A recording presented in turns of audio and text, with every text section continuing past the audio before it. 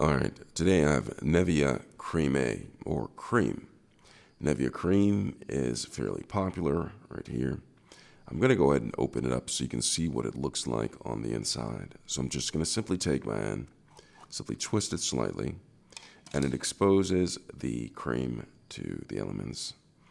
And once it's open, you could just take your hand, dip it in like this, and simply rub your hands together and rub it, and you're simply moisturizing your hand.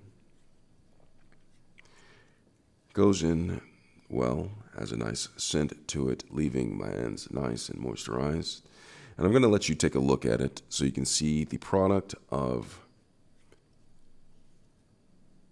this Nivea company. So I'm going to take a little bit more. Quite convenient. It's warm in this room that I'm at, but the Nivea is holding together like butter.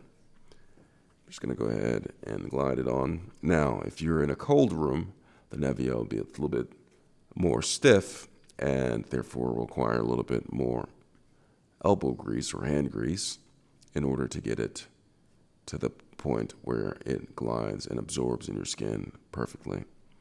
So I have this on my skin. And look how moisturized my skin looks. It is slightly greasy, but not too much. This is for if you have really dry skin. I would suggest this because it really does moisturize, and you probably wouldn't mind the slight greasiness that it has to offer, because this really is thick and coats the skin really well. Skin absorbs it well, leaving your hands nice and moisturized. Now, I'm going to go ahead and look on the back of this so we can see the instructions a little bit.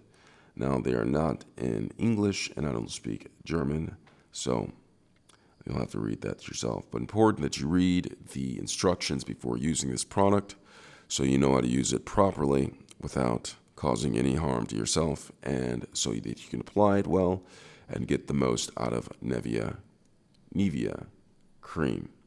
Comes in a can. I hope this was helpful. Thanks a lot for watching.